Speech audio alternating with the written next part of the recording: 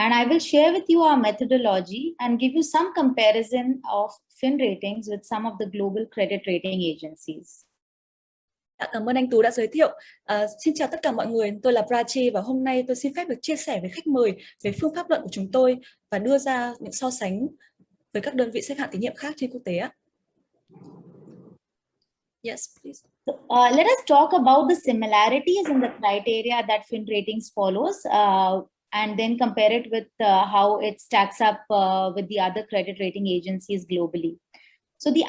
analytical approach that is followed by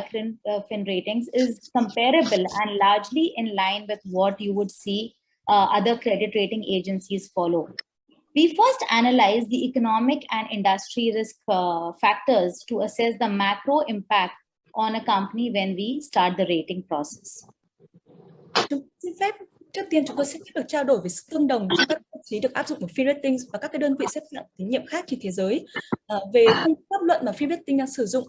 thì về cơ bản là có sự tương đồng chung với các đơn vị xếp hạng tín nhiệm khác trên thế giới.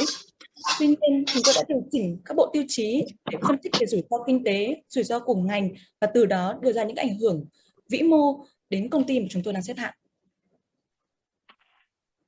Once we do this,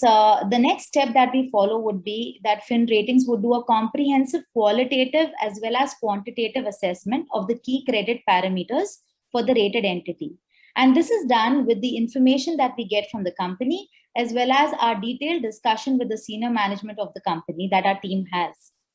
We first would analyze the company's business risk by assessing its business position in terms of its experience, competitive position, and market share. And we would also analyze its diversity in terms of its product and geographic mix, along with assessing its operating efficiency in terms of its stability of revenues, cost structure, etc. Dạ, FiinRatings sau đó thực hiện những cái đánh giá toàn diện về định tính và định lượng cho các cái thông tin, các thông số tín dụng của đơn vị được xếp hạng. Điều này được thực hiện dựa trên các thông tin mà chúng tôi thu thập, tìm kiếm và thông qua cả các cuộc thảo luận với cái đội ngũ quản lý cấp cao của công ty được xếp hạng tín nhiệm. Trước tiên thì chúng tôi sẽ đánh giá rủi ro của công ty bằng cách phân tích vị thế doanh nghiệp về lịch sử hoạt động, lợi thế cạnh tranh hay là thị phần. Chúng tôi đánh giá sự đa dạng về sản phẩm, địa lý cùng với hiệu quả hoạt động về tính ổn định của doanh thu và cơ cấu chi phí. After we analyze this business risk, we then move on to assessing the financial risk profile of the rated entity in terms of its capital structure, the quality of capital and resources that it has, the current and expected level of leverage that we see in the company, as well as we assess the future capital requirements that would be needed to meet its planned business growth.